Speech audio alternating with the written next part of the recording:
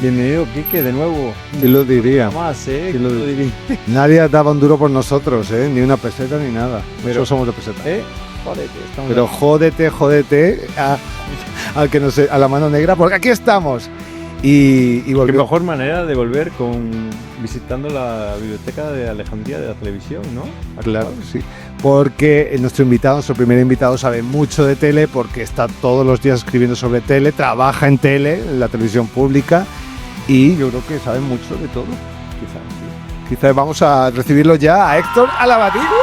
Hola, ¿qué tal? ¿Cómo estáis? No sé, me estáis poniendo aquí una presión, un nivel. No sé si voy a estar a la altura de las expectativas, porque vosotros sabéis muchísimo. Nada. Y Nivel usuario, yo es verdad que de tonterías sé mucho. Quiero decir, de todos aquellos datos irrelevantes de la historia de la tele, esos son los que más me gustan.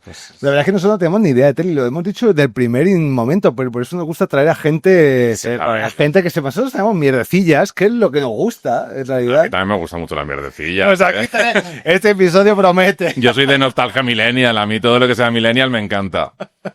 Sí, lo vamos a pasar muy bien. Bueno, ¿tú cómo empezaste en este mundo de la tele, información televisiva? Pues es que realmente a mí me ha gustado desde siempre esto. Yo de pequeñito ya jugaba a presentar un programa de tele con una caja de cartón en el comedor ante mis padres y tal.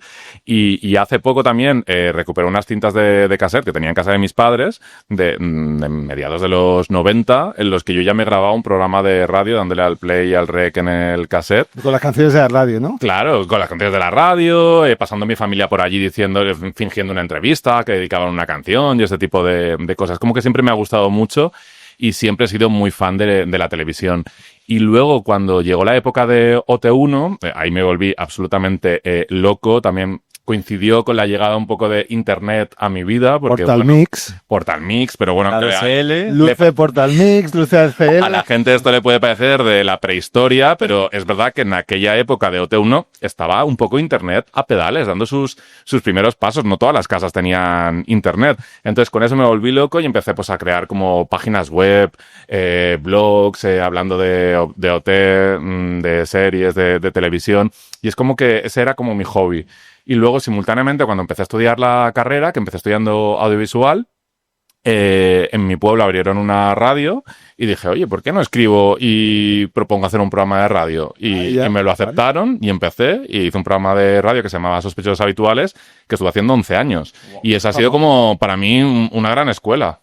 Ese programa además fue muy famoso porque entrevistabais por teléfono, creo, ¿no? Pero a mucha gente y os mencionaban muchos medios nacionales. A ver, muy famoso tampoco. Pero dentro de la comunidad friki de la tele, sí que era, pues que bueno, que se conocía un poco. Y sí que es verdad que como hacíamos pues muchas entrevistas a actores de la tele y que nos pasaba un poco el efecto podcast de ahora, que es como que los actores se relajaban porque estaban entrando por teléfono en una radio municipal de un pueblo de Valencia y nos soltaban como exclusivas que ellos no sabían, que luego yo redactaba una nota de prensa y se la mandaba a Fórmula TV años antes de que fuese a trabajar allí y la publicaban. Y entonces así, pues poco a poco fuimos dándonos a conocer. Era como un prebecario ya de Fórmula TV. Sí. Claro, haciendo méritos. Para luego convertirse en director, porque no hemos dicho, Claro. pero es el director de Fórmula TV, que es uno de los medios más famosos, si no el más de información televisiva.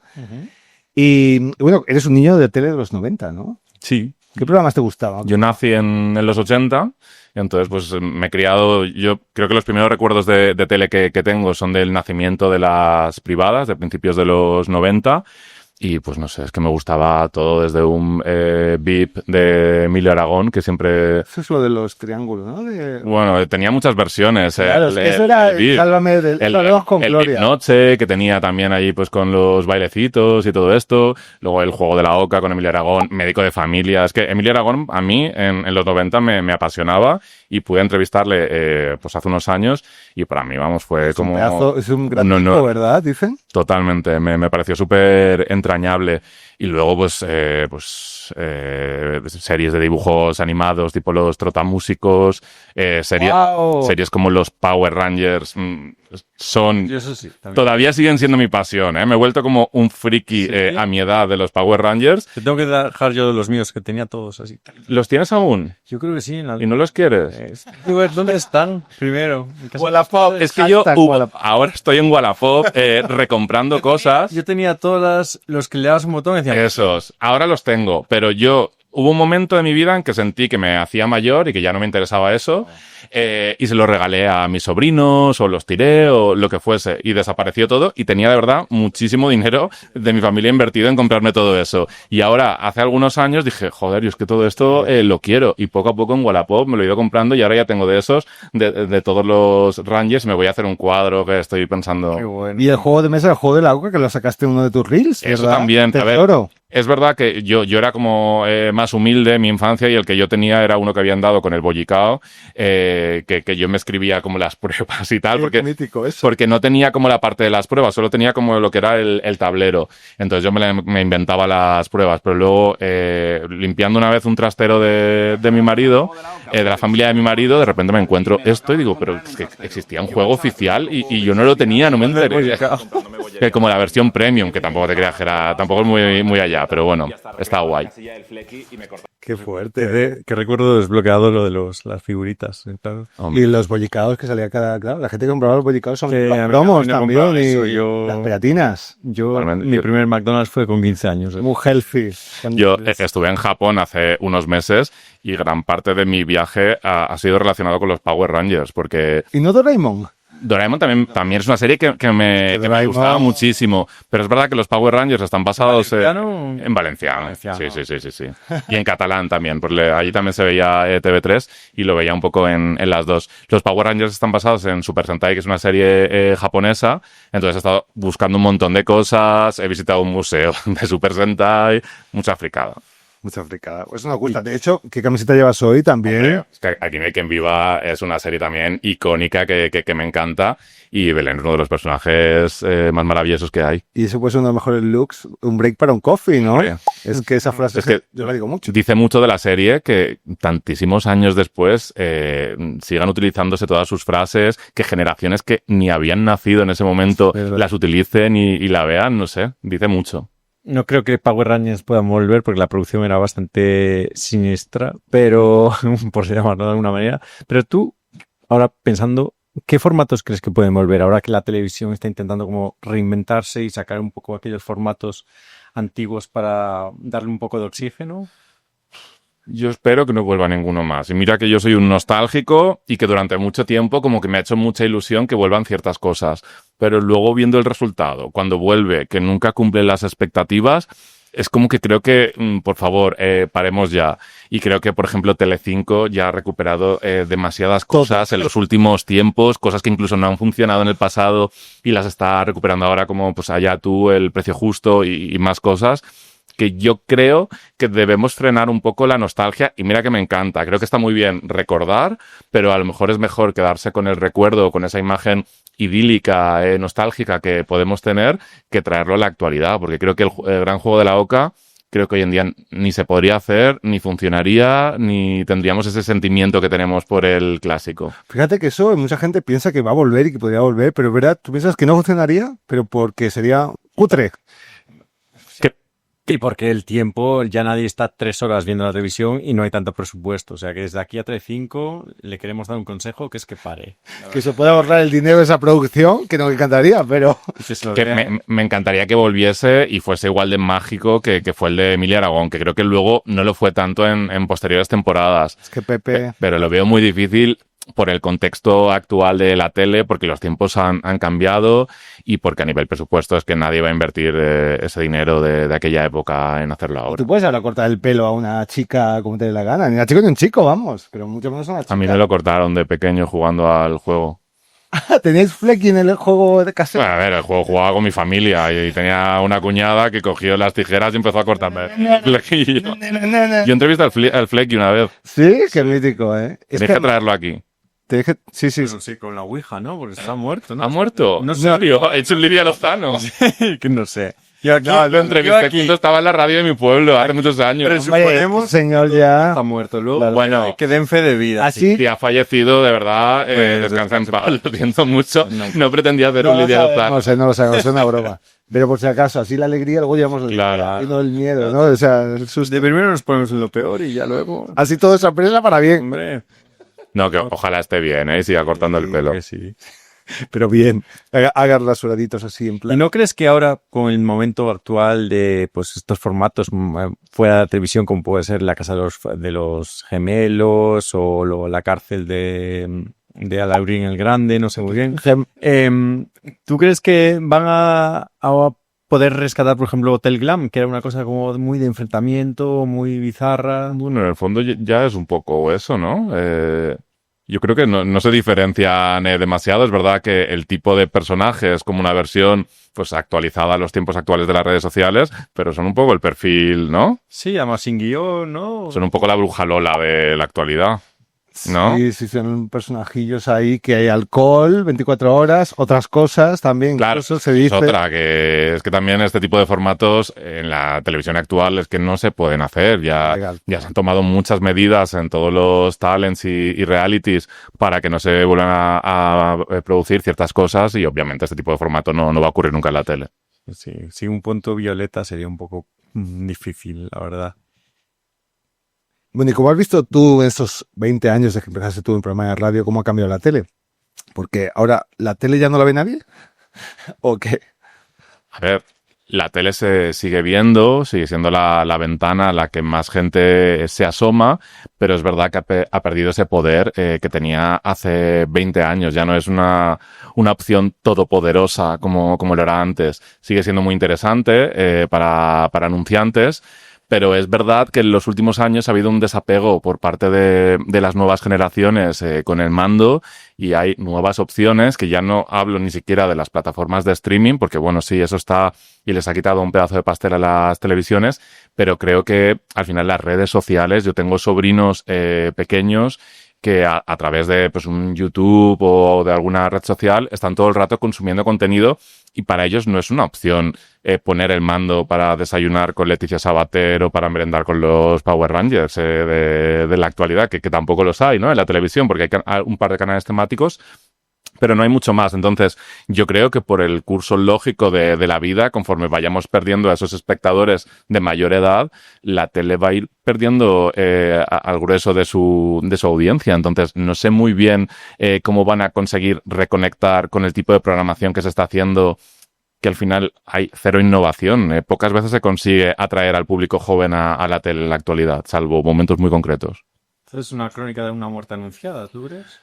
Pues ojalá que no, yo deseo que no, pero es verdad que yo creo que la tele se tiene que poner mucho las pilas. Creo que Televisión Española ha hecho un muy buen trabajo en los últimos tiempos con los cambios que ha hecho. Creo que Telecinco está dando palos de ciego desde hace ya demasiados años y comienza a ser todo como muy preocupante, y Antena 3 mantiene el liderazgo. Pero es verdad que yo creo que nos falta esa innovación que haga que de algún modo el público joven vaya a la tele. Por ejemplo, ocurrió cuando Broncano saltó a Televisión Española al principio, porque es verdad que luego ha tenido una pérdida de audiencia. Sí consiguió que un público muy joven conectase con la tele, pero al final es un público que se ha criado con las redes sociales, cuya atención es mucho más efímera que la de un público más adulto. Entonces es como que sí, conecto con Broncano, me gusta, pero es mucho más difícil mantenerle y hay que conseguir de algún modo que vuelvan a conectar y que vuelva a ser relevante la tele para el público joven. Claro, eso lo que dices que es lo ve, le gusta, pero no está todos los días pendiente. Hostia, que son las 9:30, tengo que ir a verlo. Tengo que ver, como nos pasaba a nosotros. Son los jueves, médico de familia, periodistas, me acuerdo yo que eran los jueves.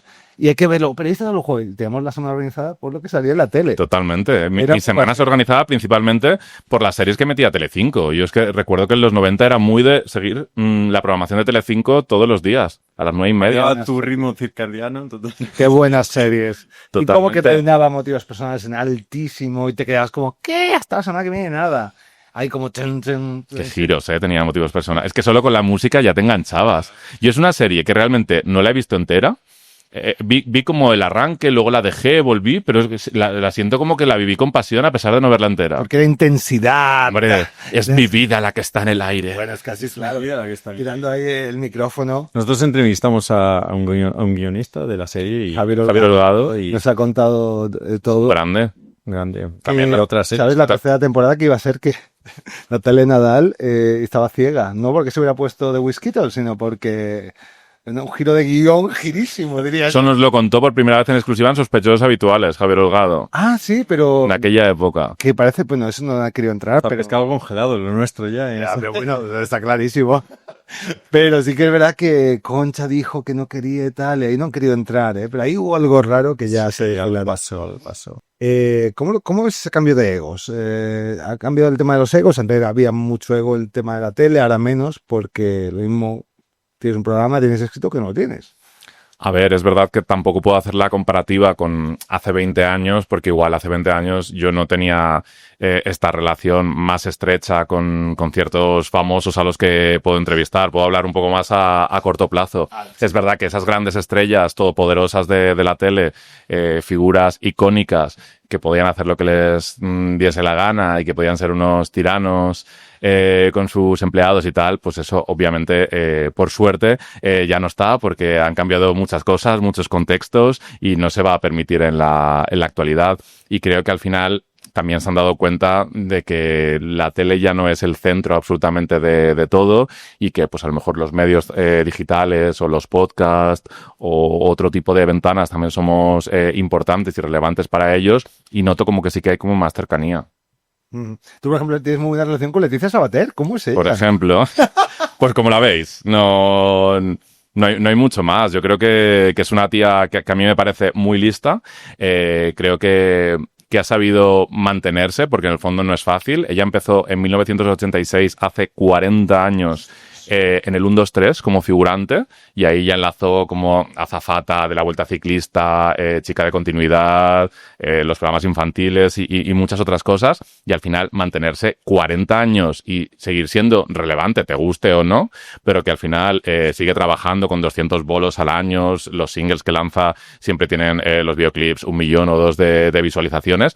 No es fácil. Hay muchos triunfitos que no consiguen ni un 5% de lo que consigue ella. Y al final creo que la clave de ella es un poco ser consciente del tipo de artista que es, en qué lugar está y a qué pueda aspirar y ir a por ello. Y ya hacía un programa, yo me acuerdo, esto es un poco off topic, pero no sé si os acordáis, porque yo era muy pequeño, pero había un programa como del Colacao y ella salía, ¿puede ser? A ver, yo recuerdo una promo que la vi hace nada de la Vaticao esta que sacaba el Colacao. De la Vaticao de verano. Una imagen. Que ella protagonizaba el anuncio. No sé si hizo algún programa concreto, no lo sé. Eso, Claro, yo venía revisar en los paquetes de 3 y 5. tenía Me ese encanta. recuerdo de- Yo todos los años le pedí a mi madre que me comprase la Vaticao, porque es que si no luego aquello no había manera de...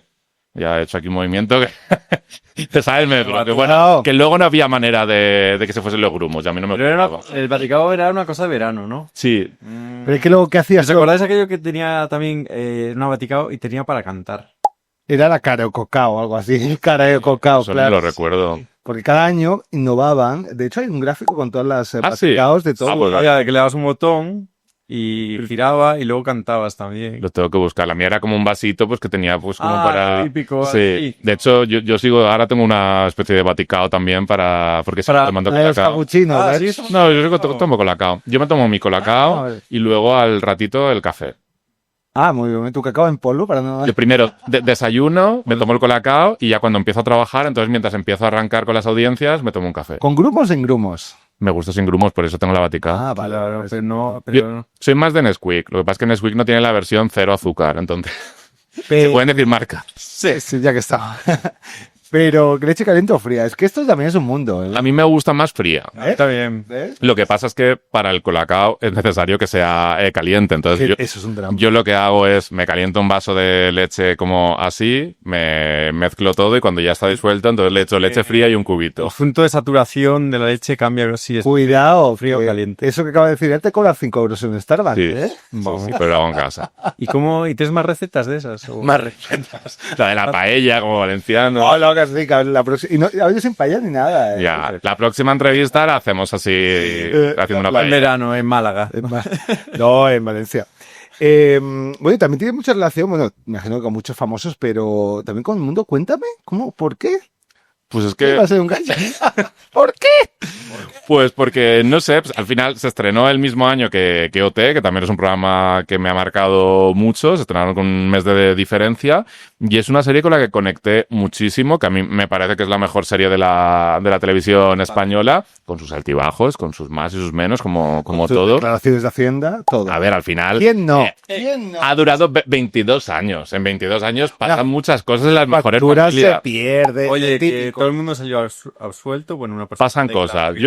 Yo os estoy hablando estrictamente de lo que sale por pantalla. Ya lo de atrás, ya eso lo podemos debatir. Nosotros somos hombres de arte, no tenemos que saber... Entonces, a mí la obra en sí me ha gustado muchísimo, he conectado mucho, es mi serie favorita. Sí. Y luego, pues al final, pues aquello que te gusta, pues siempre, pues cuando surgía la oportunidad, tanto en el programa de radio que hacía como en Fórmula TV, de pues una entrevista, una visita al rodaje, pues siempre o casi siempre las he hecho yo. Entonces, al final, como que les he entrevistado muchísimas veces a todos. Incluso Ricardo Gómez, llegamos a ser vecinos en el mismo edificio. Vivía 2 plantas más arriba que yo. Qué guay. Buenas fiestas debía hacer, ¿eh? No tengo queja. Te invitaba. No. No tengo información, pero... No tengo nada. La verdad que es muy discreto, es un tío muy discreto.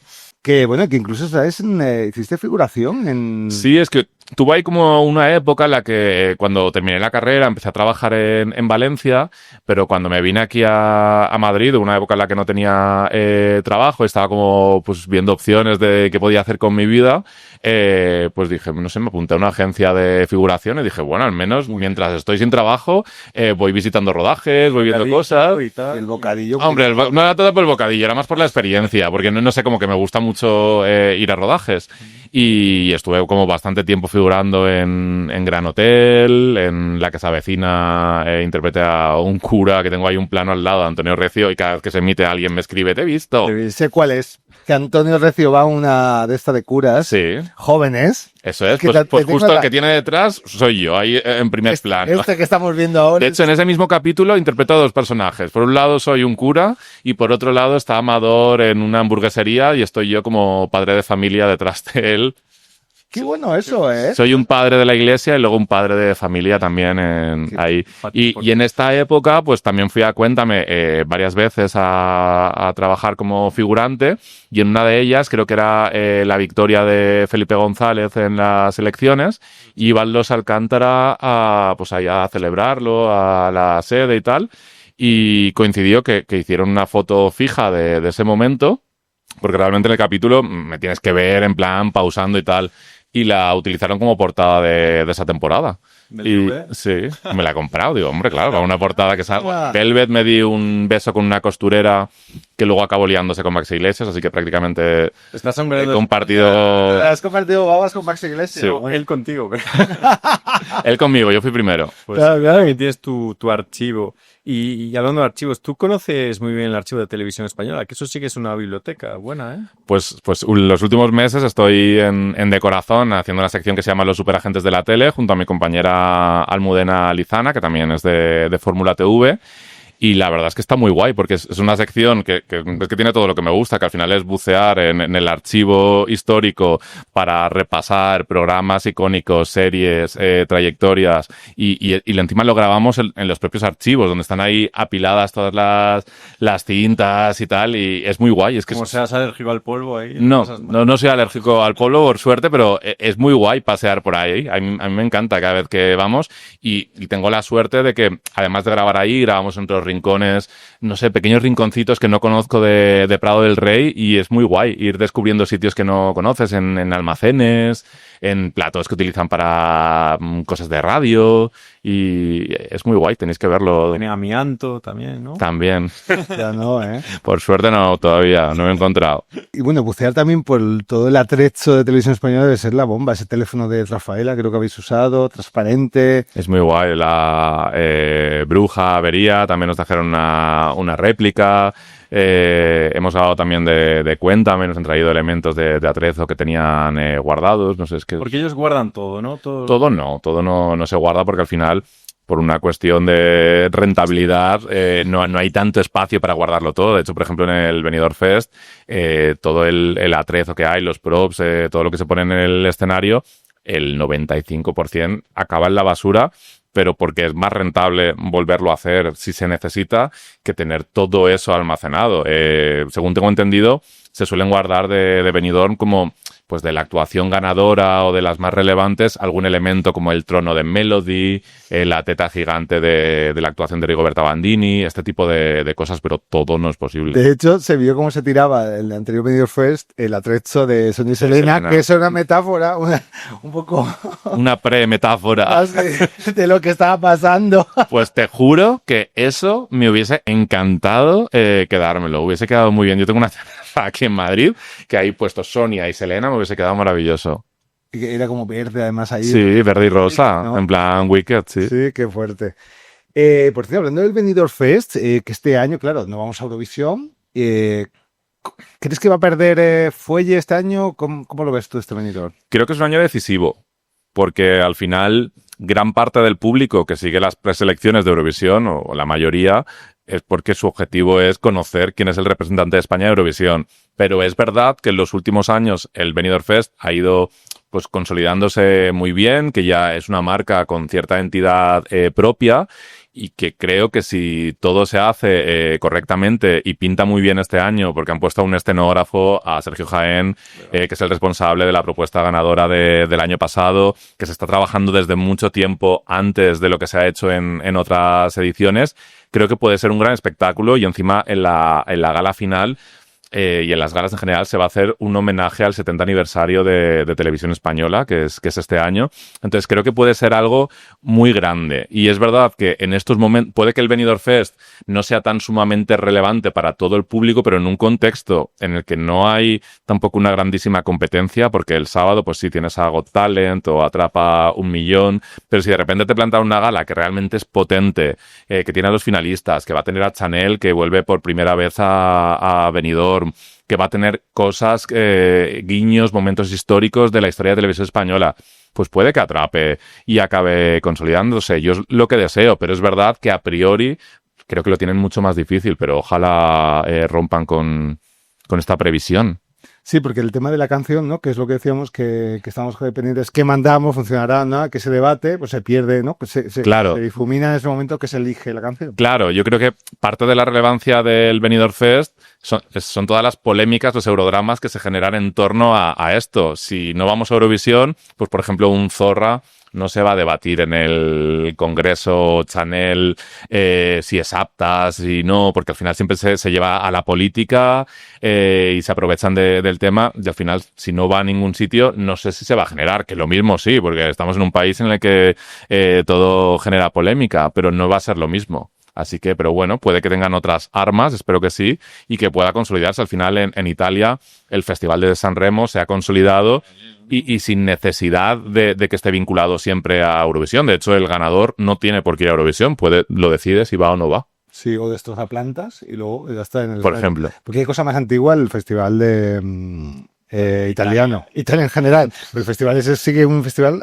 como hace 30 años. Sí que es difícil de ver, ¿eh? Sí, Es muy largo. 40 actuaciones por noche. Es una cosa... Es complicado. Pero dentro de su cultura y en su contexto, a ellos les gusta mucho y les funciona, y hace datos impresionantes de audiencia. Es increíble. Pero también esa televisión, por ejemplo, la italiana, es que está anclada en hace 30 años, pero anclada literal, o sea... Bueno, Telecinco bebe mucho ahí, pues ahí está, ¿no? Está. Ahí está, haciendo lo mismo, a ver si consiguen. Melody, la anterior ganadora del Benidorm Fest, que fue como la defendimos un montón, pero ella misma como que en 5 minutos destrozó su carrera. De amarla, a decirle, tal, no la han tratado bien en Eurovisión, a llegar aquí, cagarla al minuto. Y de amor a odiarlo. ¿Cómo fue eso? A ver, yo creo que no ha sabido gestionar ni medir absolutamente nada. Creo que Melody no era consciente realmente de la realidad. Creo que ella vivía un poco en su propia burbuja, en la que me daba la sensación que ni siquiera conocía quién era realmente su competencia, que ya iba como muy... que puede estar bien en cierta medida, estoy centrada en lo mío y tal, pero claro, Al final tú tienes que saber a qué festival vas, cómo funciona, qué tipo de participantes hay, qué tipo de propuestas funcionan. Y ella estaba que en su cabeza o en la de su equipo aquello era impresionante, Espectacular. pero al final partíamos de la base de que no era... Que sí, que la canción es pegadiza, que me ha salido como una de mis canciones más escuchadas del año pasado. Lo sentimos mucho. Y que es muy machacona y todo lo que quieras. Pero una cosa es lo que nos pueda gustar a nosotros, pues como españoles o como nostálgicos o como que nos gusta el Remember. Y otra es lo que vaya a funcionar fuera de España. Y fuera de España se vio pues como algo un poco pues anticuado, de diva de otra época, con una puesta en escena que mezclaba como muchas cosas. Entonces yo, aunque creo que sí que mejoró bastante de lo que vimos en Benidorm a lo que vimos después en Eurovisión, creo que no era una actuación acorde a su tiempo. Y creo que a ella le pasa un poco, que es como una folclórica, la última folclórica que nos queda, y como buena folclórica, pues se vino arriba en esa rueda de prensa, y creo que hizo muy mal en de repente echarle toda la culpa a Televisión Española, porque de verdad no creo que toda la culpa sea de Televisión Española. De hecho, bueno, es que no puedo decir muchas cosas, pero... ¡Dilo! No, pero que al final los escenógrafos han hecho lo que Melody quería, que obviamente Televisión Española financia esa candidatura y potencia y promociona todo, y al final todos quieren ganar y todos tienen que decidir. No puede ser que tú vayas a Eurovisión y tú seas la que decida todo, pero otro sea el que paga, el que lo organiza, el que tal. Entonces al final es un mix y pues bueno, pues no fue bien esa relación, pero ojalá se solucione. Y en esa rueda de prensa, bueno, cuando vino, volvió de flipada, claro, de yo, injusticia, tal, y lo que decías, echando la culpa a otros. ¿Tú lo has entrevistado Sí. una vez? ¿Y qué Sí. tal es en el trato cercano? A mí es que me pasa con Melody que nunca sé si estoy entrevistando a la persona o al personaje. ¿Vale? Yo siempre siento como un poco el personaje, y me hubiese gustado mucho conocer más a la persona, y creo que se hubiese entendido mucho más todo, que hubiésemos empatizado más con ella, pero bueno, en parte entiendo que su personaje es ser una folclórica y que forma un poco parte de su juego, que te puede gustar más o menos, pero bueno, es... De hecho, lícito. va como con peluca y como, ¿no? Como... Creo, Bueno, a ella le gusta ir con un look muy potente. concreto. Sí. Total look. Total look. Total look Zara, pero por 10. Pues ella le gusta cierto perfil de diva y ella pues va Pero por eso ello. es que ya no se lleva tanto. Por eso fue raro cuando volvió, que tenía todo el público en el bolsillo. No saber gestionar esa comunicación le hizo perder todo. O sea, porque ahora estaríamos operando, pero le hizo perder todos ese eurofan que estaban Igual lo hace de manera no consciente. Al final las folclóricas son un poco así, ¿sabes? viscerales, ¿no? Claro, están a otra altura, ¿sabes? Como la patada que le dio María del Monte ay, ¿cómo se llama? Se me ha ido en la arena de Isabel. a Isabel, A Maribel. cuando eran amigas. Bueno, pero Y- eso ya es otra cosa.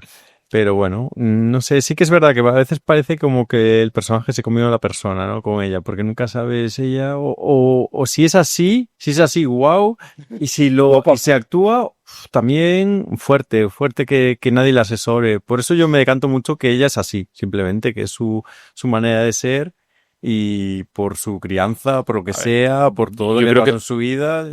Creo que parte de su problema en toda esta aventura eurovisiva es que a lo mejor no se ha dejado asesorar todo lo que debía, ¿no? Es como que ha primado más su visión, que es totalmente lícito que quieras hacerla, pero si tienes un objetivo que es Eurovisión, está bien que te dejes asesorar por otras personas que a lo mejor saben más que tú de lo que es este formato. Claro, eso es humildad y autocrítica, coño, que así se aprende. Bueno, vamos a hablar, si quieres, de la última edición de Operación Triunfo, porque ¿qué te pareció, por cierto, así en general? ¿Tú como especialista? A ver, me pasa una cosa con OT. Por un lado, yo cada vez soy más viejo y los concursantes cada vez son más jóvenes, pero mucho más jóvenes, porque no es solo que yo me haga más mayor y ellos sigan teniendo la misma edad, es que también se ha acotado mucho el 18 el rango a de... 22, casi. algo así. No, 20, pero sí, se ha acotado mucho. En los primeros OTs hemos tenido a gente desde 16 años, porque en alguna edición, por ejemplo en OT4 estaba Sandra, que era menor, se permitió, si o algo, ha habido alguna edición que se ha permitido que hubiese menores. Claro.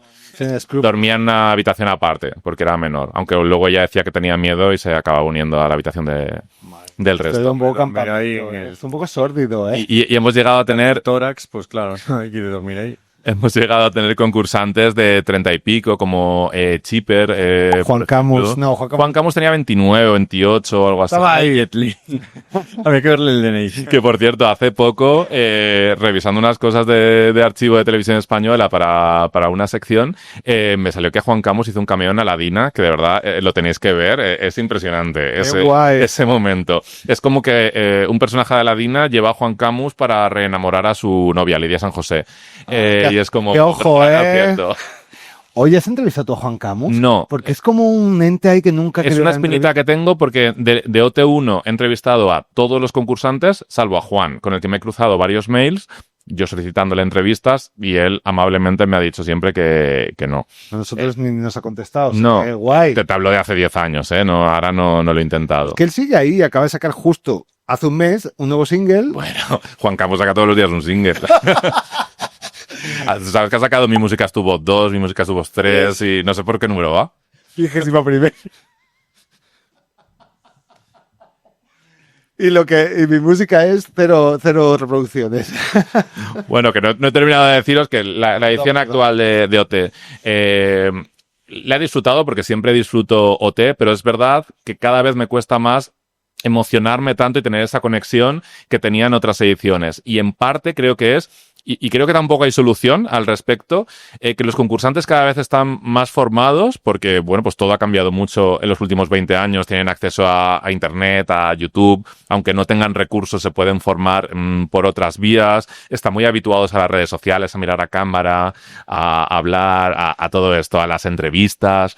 Entonces, Que no los funen también. también, por ejemplo, son como mucho menos de verdad y espontáneos. De hecho, creo que se vio mucho cuando fueron Aitana y Amaya, en concreto más Amaya. Sí.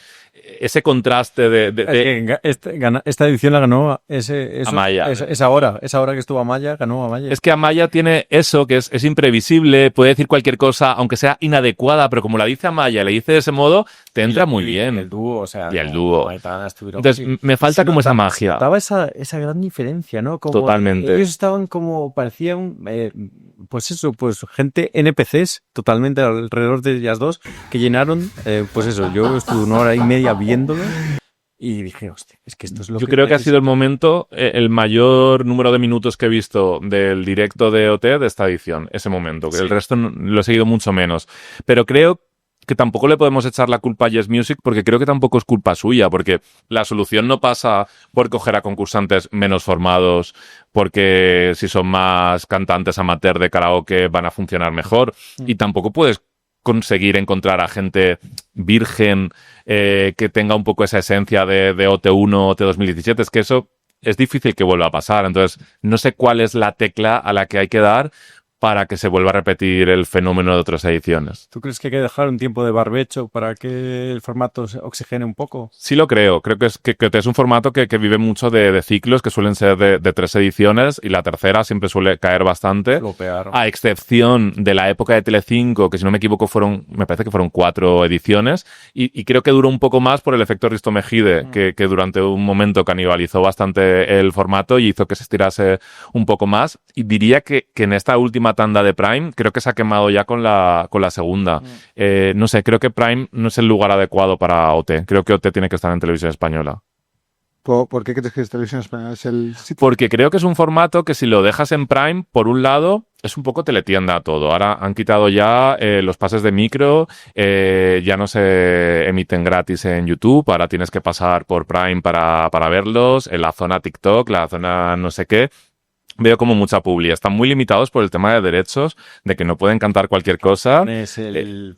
¿Verdad? Que en tele se podría, ¿no? Sí, y luego, por otro lado, siento que en Prime llegan a un público como muy concreto, que es un público muy adolescente, muy juvenil, mientras que en la televisión en abierto llegan a uno más amplio y creo que tiene como como más, que dura más lo que es el boom de OT, porque al final el público tan joven, es lo que decía antes, que es tan efímero su interés por el formato, que antes de que acabe prácticamente la edición ya han pasado a otra cosa. De hecho, ya nos hemos olvidado casi. Y en el momento que TikTok ya no te lo sugiere. Claro, ya se arrepienten a los 2 meses, ahora cuando llegue la gira, se arrepienten de haber comprado las entradas porque ya han pasado a otra cosa. Se acuerdan de quiénes son. Y al final se están perdiendo parte del público, a lo mejor de unos 60, 80 años, que también le gusta Operación Triunfo porque han seguido otras ediciones, pero que a lo mejor no están habituados a las plataformas o no están suscritos, y creo que al final se lo pierden. Y además creo que es un formato que habla también de causas sociales, que reivindican muchas cosas, que creo que es muy afín a un servicio público. Entonces, lo dijo José Pablo, el presidente de Radio Televisión Española, le puso a alguien un tuit en plan: Televisión Española nunca debió dejar marchar Operación Triunfo, y respondió: muy de acuerdo. Así que yo tengo ahí la esperanza de que vuelva. Cuidado que vuelve. Bueno, estamos ya terminando, pero tú tienes una productora de cine también aparte. Bueno, así suena muy grande. Vale, vosotros también tenéis una productora audiovisual de tele de plasma. De tarde. Allegedly. A ver, sí, tengo una pequeña productora que se llama The Social Dog, que la iniciamos hace ya muchísimos años, ya por el 2008, 2009, pues porque queríamos realizar pues proyectos audiovisuales de pues cortometrajes, hemos hecho publicidad, nos ha ido muy bien, con muchos premios, como más de 40 premios en festivales nacionales, internacionales, con diferentes proyectos, y hace unos años nos lanzamos a autoproducir de forma totalmente independiente nuestro primer largometraje, Amor Platónico, dirigido por Vicente Bonet, que es otro de los socios de la productora y mi pareja. Y lo estrenamos en cines, en salas limitadas, estuvo recorriendo diferentes ciudades de España. Y ahora está disponible en Filmin, que si queréis ver Amor Platónico, está ahí. Es una comedia romántica ambientada en Sevilla, con la filosofía como telón de fondo. Y es muy sencillita, pero vamos, que yo creo que funciona bastante bien y estamos ahí preparando nuevos proyectos. Que no se puede decir, ¿no? No se pueden decir porque se gafan. No quiero ser un poco Ana Obregón de anunciar proyectos que a lo mejor nunca llegan. No existe. Pero no, en nuestro caso no es porque nos los inventemos, sino porque es tan sumamente difícil que un proyecto de cine vea la luz, ¿no? Conseguir, claro, porque hay otro tipo de proyectos que a lo mejor que requieren de mucho esfuerzo, pero no requieren de tanto dinero. Como un podcast. Pues a lo mejor un podcast es más asumible a nivel presupuestario, pero claro, una peli, pagar a todo el mundo según convenio. La gente cobra en el cine. Pues claro. Como JL Moreno, ¿no? Y no pagar. Pensaba que ibas a decir otras cosas. Pues es muy difícil, ¿no? Entonces es como que hay muchos proyectos que siempre decimos, sí, estamos con este proyecto, pero es que a lo mejor hemos pasado a otro porque ese no era viable y estamos ahí como trabajando diferentes opciones, pero bueno, que algo saldrá. Qué guay. Bueno, nos íbamos a ir ya, pero como justo han mencionado a Ana Obregón, y ya para cerrar, ¿qué te parece el perfil de Ana Obregón en televisión en los últimos meses, años, de yo quiero ser el centro de todo, de salir? Pues que hay gente, que esto es igual que lo que comentábamos antes de las series o los programas, que está mejor, que se quede en el recuerdo nostálgico. Creo que es uno de esos casos, que hay gente que la teníamos como muy idealizada por su trabajo, porque creo que Ana Obregón es una magnífica profesional, que presentó grandes programas, que era una showwoman como ninguna, que jugaba muchísimo, en el que apostamos con la ducha. Claro. Ana y los 7, que nos puede parecer lo que sea la serie, pero es una serie que arrasó con 6 millones de espectadores. Uno de ellos, yo también la vi, recuerdo esos momentos, no sé, en la que me acuerdo en un capítulo que la vistieron como de criada, pero ella quería ser sexy y empezó a arrancarse como trozos del vestuario para hacerse y tal. No sé, me parece maravillosa y ojalá Televisión Española publique los capítulos ocultos de Ana y los 7. Esos 4... ¿No sabéis esta historia? Yo sí, pero dila. Cuando, hubo una movida gorda, porque cuando acabó la serie Ana Obregón no quería continuar, pero Televisión Española sí. ¿Se grabaron? Y decidieron matarla, ella y su marido en la serie, el padre de los niños, que no recuerdo cómo se llamaba, morían en un accidente de avión. Sí, un viaje de novios. En el viaje de novios. Sí. Y entonces los niños se quedaban huérfanos. ¿Otra vez? Y venía una nueva niñera, que era Cristina... Carmen Maura. Laura. No, la de 7 vidas, hermana de Gonzalo, Cristina, Sí, sí. no me acuerdo cómo se apellida. Sí, sé cuál es. Y luego el Javier Maroto no, ese es el personaje, no me acuerdo cómo se llama. Javier Maroto de La que se avecina, era como... Antonio Pagudo. Antonio Pagudo era como un tío que venía o algo así, y se grabaron como 4 capítulos, pero Ana Obregón denunció porque decía que esto iba a causar un trauma en los niños. La parodia de Mozambique, ¿te acuerdas? Por ¿no? ejemplo, O será un claro, trauma para los que luego se la hizo Yolanda Ramos en directo en MasterChef y no le hizo ninguna gracia. Qué bueno. Y al final Televisión Española ganó y podía emitirlos, pero claro, ya se dilató, pasó tanto tiempo que ya es como que ya no tenía sentido. José Pablo, públicalo, yo, la de quiero publicar. yo quiero que eso se en RTV Play arrasa. Dale a upload y ya lo Claro, y también que sabes que al parecer también ella sí Sexo Débil se grabó toda la temporada y cobraron todos. Se emitieron 2, 3, ¿no? 2 o 3. Pero es que no hay imágenes de nada, o sea, de esos episodios, por Dios, ponerlos En A3 no, Player. Claro, no están todos Yo montados. soy de una persona que tiene un capítulo. Por Dios. ¿Pero un como- capítulo de los emitidos o de los De los ocultos? emitidos. Ah, sí. Ay, pues hay que quedar para verlo. Claro, que nos lo manda el apartado. ¿No podemos grabar un vídeo así en plan reaccionando al capítulo oculto? ¡Hala! Yo creo que debe ser como la cinta de The Ring. Luego Sí. eres... Pues, No, pero que Ana Obregón me parece una grande, pero es verdad que en los últimos años, pues bueno, pues a lo mejor creo que no... parar también. que hay que parar, hay que saber cuándo parar, es importante. y pensar antes de hablar, quizás, en algunas ocasiones. Bueno, Héctor, ha sido un placer. Gracias por... No, el placer es mío, por encantado. mojarte, Me lo he pasado muy bien. Y te esperamos muy pronto, si tú ¿He quieres. dicho alguna barbaridad? Muchas. Pero, o sea, pero no pasa nada, porque lo importante es decir las cosas. Y participar. soltarlas. Sí, siempre el juego del programa te lo llevas, así que... Sí, hombre, ahí me quiero llevar una taza o algo, ¿no? Ya. Te vas, Te vas a- bueno, te vas a llevar la taza. La de aulas vacías, corazones llenos, es que me encanta. Sí. Bueno, Héctor, y no te vas a ir sin llevarte la taza de Aulas Vacías, Corazones Llenos, que tú eres muy fan de Me ese encanta. también. Yo soy muy fan de 7 vidas, pero es así como hay gente que se pone ahora, muchísimas gracias, me encanta. Así como hay gente que se pone ahora Aquí no hay quien viva para verlo en bucle, que yo también lo he hecho muchísimas veces, 7 vidas me la pongo mucho más. Bueno, pues te voy a mandar WhatsApp preguntándote cosas de, por ejemplo, el episodio de Aida en las elecciones. Se sienta. Me encanta. Aida Presidenta. A mí me encanta en el que Diana Freire, que para mí es uno de mis personajes favoritos, cuando la convierten en cantante y canta que es que hace poco vi por redes que se está como buscando la canción, que quién la canta y tal, y yo lo estuve buscando, estuve hablando con Globo Media para decirles, por favor, ¿no tenéis registros de quién canta esta canción? Que quiero encontrarla entera y no encuentro Era nada. como Undermine, ¿te acuerdas? Se lo pregunté, Era como sonaba igual. lo conozco, pero no es Under My. ¿Verdad? Que sonaba como esa cutre sin mera... Cuando voy en tu espino... na, na, na, na, na, na. Es muy Lo guay. mismo como 2 sillas hablando. Bueno, es que eso Es un es... capitulazo. No, pero que lo bueno de 7 vidas, que estamos intentando hacer un reencuentro, son los guiones, que eran maravillosos. Esos chistes que yo todavía los digo y que no me ha vuelto a pasar. Es verdad que es una serie que lo malo que tiene con respecto a Aquí no hay quien viva, que Aquí no hay quien viva ha envejecido muy bien porque no son chistes que hacen referencias a la actualidad, pero 7 vidas estaba muy pegada a la actualidad. Palacio, mucho... A montón, a OT hacen 1000 bromas de OT1 y tal. de actores, incluso hay también. una. Es verdad que ahora pues está muy desactualizado y es difícil que las nuevas generaciones se enteren de qué se está hablando, pero me parece maravillosa. Tuvo muchos altibajos. Para mí la época dorada es la desde que llega Santi Millán hasta que se va, prácticamente. Totalmente, sí, genial. Luego ya... Pero Yo estuve en la grabación del capítulo 201, que es prácticamente el antepenúltimo capítulo porque acabó en el 204. Sí, el 200 fue el del directo. Sí. Pues envidia. El 201 se grabó antes del 200. Pero es verdad que yo totalmente de acuerdo. O sea que ya te mandaré yo... Ojalá hagan 7 vidas y vuelta, como hay de vuelta. Sí, porque Aunque hay- no, que luego no será buena, no. Es que al final me puede la nostalgia, pero no. Estamos un tranquimacín de vez en cuando. Sí, lo debo tomar. Un documental o algo así. Un documental sí lo veo. Bueno, Héctor, muchas gracias. A vosotros. Pronto. Gracias.